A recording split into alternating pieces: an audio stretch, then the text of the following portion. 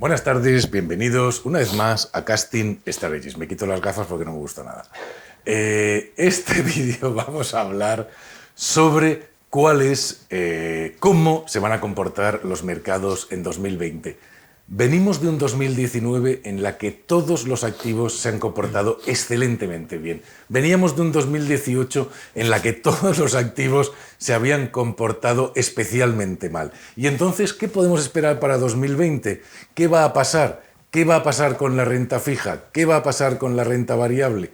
¿Y dónde creemos o dónde pensamos que puede estar la rentabilidad para este año? ¿Qué opinas tú? ¿Qué piensas de 2020? 2020, la verdad es que, como yo pintaría la historia general, es que los riesgos geopolíticos de repente están desapareciendo, ¿no? Porque ya no tenemos tanto problema con la guerra comercial, el Brexit se ha totalmente desactivado, parece ser, bueno, ahora tenemos a con Irán, a ver si...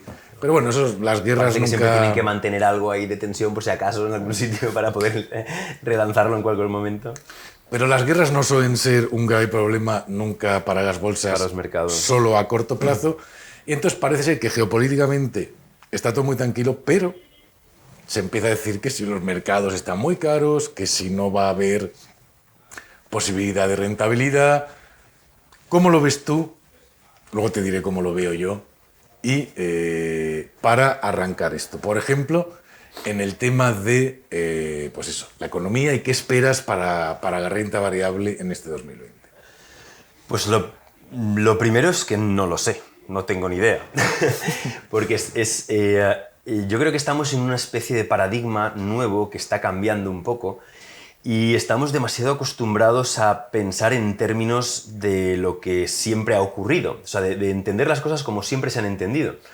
Pero hay un paradigma aquí nuevo que está cambiando de alguna manera y está costando que lo encajemos todos, ¿no? Yo creo que de alguna forma eso está ocurriendo, ahora comentaré. Pero es verdad que desde un punto de vista geopolítico parece que se está suavizando la cosa, pero luego por otro lado es verdad que los mercados están muy caros en términos generales, especialmente Estados Unidos, además estamos en una situación de especialmente endeudados, algunos países importantes, lógicamente, especialmente endeudados. De alguna manera esto va a tener que hacer, o se entiende que hará alguna reversión a la media en algún momento, y por tanto los mercados de renta variable pues hay que ir con ojo, porque es cierto que probablemente sigan teniendo momentum y sigan teniendo... porque en realidad quizás aquí entra el paradigma que quería comentar. Es que en eso me voy a coger yo porque creo que es la clave de toda esta historia. El nuevo paradigma. La gente está pensando en, bueno, pues si tanta subida... No, y estamos en una nueva historia que se llama tipos cero, que se llama además bancos centrales imprimiendo dinero sin parar. Y eso va a hacer, en mi opinión, que los mercados... O sea, que la inflación que no vemos en la calle, no hay inflación, sí lo hay, en los mercados financieros y en los activos financieros, por ejemplo, ¿no? Sí. Que eso siga subiendo y siga subiendo, porque hay una... Y forma parte, esto que te digo, de eso que llamabas tú nuevo paradigma, porque para mí sí. Forma parte, eso es una cosa, para mí dos cosas que forman parte de este nuevo paradigma. Una cosa es esta, porque esto no va a parar. De momento no hay visos de que esto vaya a parar. Y ahora explicaré yo, por ejemplo, por qué muchísimos flujos de dinero van a seguir llegando a la renta variable. Es correcto. Que no hay otra opción.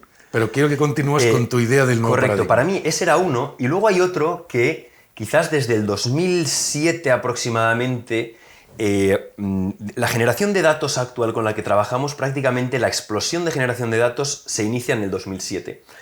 A partir de ahí se empieza la inversión en la que hay computación, en la que están los ordenadores detrás. Uh-huh. Todo digamos, del 2007 hasta aquí, se ha evolucionado mucho en eso, pero estamos en una especie de terremoto la inversión manejada por ordenadores.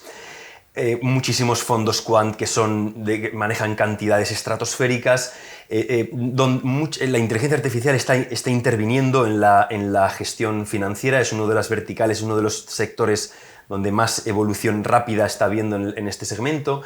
Hay una gran cantidad de dinero que se mueve de manera totalmente cuantitativa, que antes no existía. Y entonces eso, ¿cómo crees tú que afecta a los Y mercados? para mí eso está cambiando, o sea, donde históricamente nosotros hemos dicho el valor es comprar algo barato. Es cierto, pero es que hoy por hoy los ordenadores encuentran valor en otros sitios, que no necesariamente es que estén baratos, pero encuentran otras cosas que quizás nosotros no encontramos.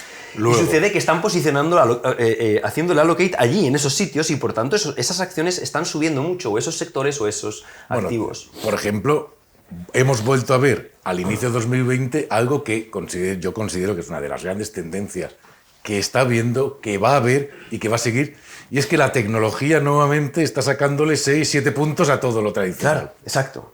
Por ejemplo. Claro. Y puedes estar comprando una empresa a un PER de 50. Pero es que hay una cosa que es muy importante, y es todo el dinero que grandes fondos de pensiones, grandísimos fondos de naciones, todo el dinero que se invertía buscando bonos al 2 o al 3 no encuentran. No hay. ¿Y sabes cuál es el nuevo bono? Nestlé, Apple, Claro. Microsoft. Sí, sí, sí. Porque son empresas de altísima calidad Sí, sí, sí. que sabes que te van a pagar por dividendo el 3, el 4, el 5. Entonces, ¿qué hay más seguro hoy cuando la renta fija se ha terminado? Porque la compra todos los bancos centrales. Claro, claro. Y entonces han roto los tipos. Sí, sí, totalmente. Y entonces ya no existe eso. ¿Dónde está el 3%? Seguro.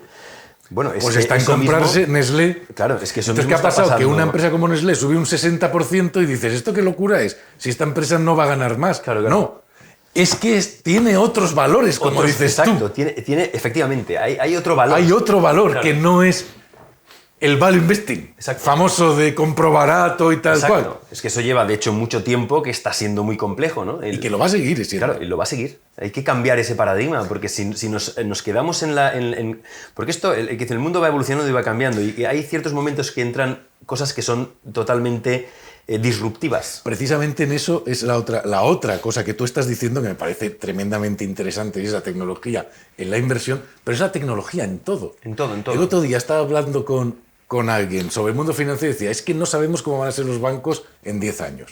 No sabemos cómo va a ser la gestión de fondos y el asesoramiento en 10 años. No sabemos cómo va a ser el sector del automóvil en 10 años, con Tesla, la electrificación, tal. No sabemos nada. Bueno, es que, claro. No sabemos nada de lo que va a pasar en 10 años. Claro, claro. ¿Cómo te enfrentas tú al value investing, que precisamente en palabras de Warren Buffett es saber lo que va a hacer la empresa en 20 años? Claro. Sí que no lo sabemos. Es demasiado disruptivo, el cambio es demasiado disruptivo. Y yo creo que, como en todas las etapas, cuando nosotros estudiamos una etapa pasada en la que sucedió algo que fuera disruptivo, como la irrupción del coche, llevó mucho tiempo. Claro. Pero en aquel momento era como, no, o sea, entiendo yo que sería como que no ves el cambio. Tú sigues Y ojo. pensando que los carros van a seguir con carros, aunque va entrando algún coche. Y esa disrupción del coche fue el periodo más largo de la historia en el que value investing no ha funcionado. No ha funcionado. Precisamente por un cambio tecnológico. Estamos viviendo esto, ¿y cuánto va a durar? Hombre, hoy por hoy ya no podemos decir que no van a haber máquinas conscientes. Lo que podemos preguntarnos es cuándo, pero sabemos seguro que las va a haber. Tú fíjate, claro. Eso es algo que es cierto ya. Entonces ahora en realidad no sabes a dónde vas. Y esto es algo que en la inversión está cambiando y mucho. Y a mí me da la sensación de que muchas veces la gente se ancla en que, bueno, habrán coches, pero yo voy a seguir con carro y caballos. Que eso van a seguir habiendo siempre. Siempre van a seguir ese habiendo famoso carros y caballos. compro barato. Claro. ¿No? Yo creo que de alguna manera hay que empezar a cambiar las cosas porque igual esta vez sí es diferente. No lo sabemos, pero... Claro. No, me acuerdo precisamente cuando estaba aquí Pablo de Nao, Sí. que nos decía, es que no sabemos cómo va a ser el sector del coche en 10 años, Claro. y aunque está barato, es decir, value investing, Sí. ¿seguirá estando barato los próximos 10 años? Claro. ¿Cuál es la prima que hay que pagar de riesgo por no saber Por no saber lo que... qué claro. industria, o sea, o qué fábrica o qué empresa va a ser la superviviente de todo esto? Yo creo que eso... complejo, ¿eh? Claro, fíjate Complejo. que estamos hablando de algo que a mí me encanta porque es la disrupción tecnológica y que tiene que ver con lo que decía Bill Gates, ¿no? Que es que en los próximos 10 años los negocios van a cambiar más que en los últimos 50. Que en los últimos 50, exacto, ese es el tema. Y eso, el que no esté preparado para una absoluta adaptación y readaptación continua dentro del mundo de los negocios, va a morir. Va a morir. Va a morir. Y muchos fondos que al final, muchos inversores se cogen al fondo que es el histórico, ¿no? Que ha ido haciendo algo muy concreto, muy tal, y que está muy anclado en hacerlo de siempre. Ya, pero es que si las cosas cambian, eso va a estar mal. Y tú como inversor tienes que decir de dónde quieres poner tu dinero. Y tienes que contar con que si eso sucede, esos fondos no van a ir bien, algo va a fallar ahí. Entonces, es una pena, es una situación complicada. Entonces, para mí, yo creo que frente a esto, que yo creo que la situación, el diagnóstico de la situación es clara, porque luego la geopolítica o no geopolítica, todo eso está como muy detrás. O sea, crea ruido, pero en el fondo no es lo que mueve el mercado. No. Lo que más mueve el mercado son los tipos cero y la disrupción tecnológica. Sin ninguna duda. Eso es lo que está realmente moviendo los cimientos de todo. Exacto. Y haciendo que estemos en un nuevo paradigma, como tú llamabas. Correcto. Frente a eso, lo que vemos es grandes fondos, grandes capitales yendo, para mí, a dos cosas muy claras, que son empresas de altísima calidad en busca de ese 2-3%, 4% asegurado de rentabilidad por dividendo. Sí. En empresas de muchísima calidad y que, por tanto, tengo la seguridad de no pérdida de capital. Uh-huh. Y, por otra parte, la inversión en ETFs o en índices para evitar la disrupción. Pues una manera de evitar la disrupción. Es decir, si yo no sé qué empresa de coches va a morir y cuál va a sobrevivir, si invierto en toda la industria... En un ETF de automóviles... Estoy asegurado. Correcto. Si no sé qué empresa de inteligencia artificial lo va a hacer bien, si invierto en toda la industria... me aseguro de coger el crecimiento de esa industria. Claro. Y es la otra gran tendencia que vemos en el mercado, ¿no te parece? Yo creo que sí. Para mí ahora estamos en un momento en el que conceptualmente hay que hacer una distribución, o sea, hay que hacer una diversificación de activos y factores. Porque, o sea, no porque no podamos confiar en uno, sino porque efectivamente no se sabe hacia dónde se va. Entonces, de esa manera, si en términos medios históricos una serie de activos diferentes han generado una rentabilidad histórica media de X, invirtiendo en todo, pero están descorrelacionados entre sí, si uno de ellos te cae en bloque, ok, en ese perderás, pero si está descorrelacionado de otro, pues se compensará. Entonces, el tener una distribución de activos con una perspectiva de crecimiento razonable y lo mismo con factores. Es decir, que aquel que invierta solo en value, porque está muy anclado en el value, pues ese, cuando el value vaya mal y lo está sufriendo ya, y además, sí. Eso es un desastre. Entonces, y además el value solo español, que al final es eso las mismas ideas de los mismos amigos que toman café juntos. Correcto. Que eso al final es un desastre, ¿no? Eso es un desastre. Entonces yo creo que es importante también hacer una descorrelación de factores, ambas cosas, de activos y de factores. Y luego yo añadiría eso, es decir, yo tengo mi cartera, imagínate, de fondos de renta variable o de acciones o de lo que sea, que la hago, como dices tú, multifactorialmente. Correcto. Y con distribución. Y luego yo creo que para 2020 añadiría eso dos cosas. Una añadiría que es, y esto tiene que ver con lo que tú hablabas, estrategias que no tengan nada que ver con el mercado. Estrategias que no tengan nada que ver con el mercado, totalmente fuera de mercado, descorrelacionadas de mercado, que pueden ser con opciones, que puede ser con lo que sea. Estrategias que no tengan nada que ver con la marcha del mercado. Sí. O private equity o cualquier otra cosa. Que nada que ver con eso, es decir, que me descorrelacionen mi rentabilidad, por un lado. Y luego, una de las cosas que, con tipos cero y con bancos centrales dándole a la máquina, es muy importante.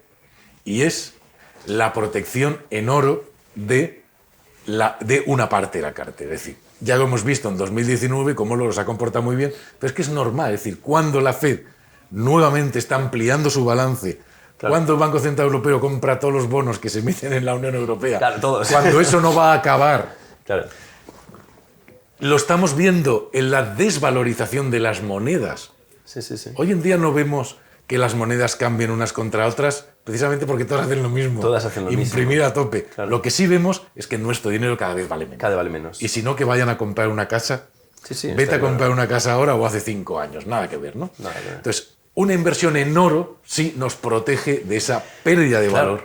Nos protege de esa pérdida de valor y además, como estamos en ese escenario de no saber dónde estamos, es verdad que por otro lado la racionalidad nos lleva a ver efectivamente mercados muy caros, mercados en situaciones complejas. No sabemos qué va a pasar, Por tanto, también nos puede venir bien, por ejemplo, si tenemos algo de oro a través de mineras de oro, por ejemplo, dentro de las acciones, si los mercados siguen subiendo, esas acciones pueden recoger subidas, pero por otro lado, si hay una caída violenta, que hay muchos catastrofistas ahora también por ahí, pues si eso sucediera, también tienes parte de cobertura por ahí, o sea que puede funcionar bien. Es decir, al final, ese es otro activo y entra dentro de ese ejercicio de hacer una diversificación de activos. Yo creo que el oro tiene que estar. Dentro de eso, si tienes una cartera así, multifactorial, algo de oro, estrategias descorrelacionadas, ¿ganar dinero? ¿Vas a ganar dinero en 2020 seguro? Sí, sí. Seguro, te va a ir bien. 2020 yo creo que va a ser bueno, al final, finalmente Sí, sí, será sí. bueno para los mercados. Evidentemente más en estas cosas que hemos dicho. Es decir, en Estamos a tecnología. principios de año, ¿eh, Lorenzo? Esto Sí, va sí. a quedar ahí. Muy bien, Sí, muy bien. esto es lo que yo... Muy bien. En este tipo de cosas, eso sí, con mucha volatilidad que vamos a ver. Sí. Es decir, si en los últimos años, si hacemos y volvemos la vista atrás y vemos todos los años positivos y vemos caídas interanuales, a veces del 10, a veces del 15, a veces del 20%. Es decir, eso va a venir. Sí, sí, sí. Y eso vamos a vivirlo. Vamos a vivirlo. Y eso puede ser una oportunidad Correcto. para el que haga bien las cosas. Y esas caídas interanuales importantes son siempre una oportunidad. Y por eso volvemos a aquella maravillosa cita que yo siempre recuerdo, que es que la inversión es más estómago que cerebro, ¿no? Correcto. Mucho más estómago. Mucho más estómago que cerebro, ¿no? Sin duda. Porque llevar esa volatilidad bien es difícil. Navegar en tiempos revueltos de cambios es muy difícil. Sí. Hay que tener inteligencia para posicionarse y hay que tener inteligencia para aprovechar los ríos revueltos, ¿no te parece? Sí, creo que es la postura, ¿no? En una situación así, creo que es la postura, aprovechar las circunstancias, pues verlo como una oportunidad, considerando que el escenario es manejable y, por tanto, si hacemos una distribución de este tipo, podemos considerar que el escenario es manejable y si a lo mejor un activo en concreto está cayendo violentamente en algún momento, puede ser una oportunidad, se puede estar compensando con otro que esté descorrelacionado y, por tanto, en realidad nosotros no sufrir tanto si hemos hecho bien el ejercicio de descorrelacionar los diferentes activos. O sea que en realidad, bien hecho puede ser una oportunidad, pero es verdad que vamos a ver en los diferentes mercados un vapuleo, volatilidad extrema probablemente, ¿no? Yo creo que esto ha venido y no se va a ir ya. No se va a ir. Al menos durante mucho tiempo. No, y además es que a lo que tú decías, también a las computadoras les interesa mucho la volatilidad porque les viene muy bien. Sí, sí. Porque ahí compras, vendes y... Claro, y que si están entrando por trillones al NTFs, que de repente ciertas acciones pues se activan determinadas señales y salen como cuando... Esto empezó en el 2007 con el Quant Quake que le llamaron, ¿no? Que es un terremoto quant porque empezaron a vender uno y de repente todos los quants empezaron a vender en retail y una caída como no se había visto nunca, ¿no? Sí, que no sé, que se el lunes recuperan negro, no me segundos acuerdo, y... sí, sí. En realidad todo esto no se ha ido y va a ir a más, a más, a más. Entonces, resumiendo, posicionamiento estratégico 2020, la cartera de renta variable ya lo hagas vía fondos, ya lo hagas vía acciones multifactor. La tecnología nos gusta más que los sectores tradicionales value. Los sectores, digamos, value, yo creo que value va a seguir comportándose peor que Estoy de acuerdo. que lo demás.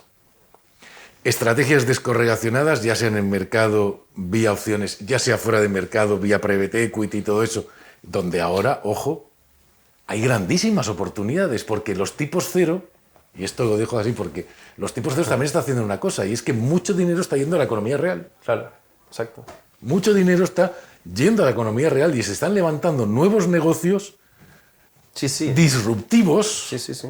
Tal que cual. vienen a cambiar las cosas y que hay una gran oportunidad. No hemos hablado de eso, lo hablaremos en otro momento. Lo dejamos para otro episodio, Lo pero dejamos vamos, para otro episodio, pero yo creo que ahí eso es hay una una- parte, por eso yo también la nombré, porque me parece que Las han estamos nombrado ahí. y es un poco, es private equity, pero es un poco más allá de private Un poquito equity. más allá. Y es una gran oportunidad. Opciones y luego esa parte de oro que decíamos, quitándonos un poco de encima la idea de la renta fija. Quitándonos un poco de la renta, porque al final el binomio rentabilidad-riesgo no es muy atractivo. No, esa cartera estándar de compro un porcentaje de rentabilidad, un porcentaje de renta fija, no sé cuánto está, las típicas que han hecho durante los últimos 30 años, eso no funciona. Eso para este año será perder y perder. Perder y perder. Tal cual. Pues hasta aquí lo que vemos para el 2020. Espero que os haya gustado el vídeo. No olvidéis suscribiros al canal si os ha interesado, compartirlo en las redes sociales. Nos vemos en próximos Casting Strategies.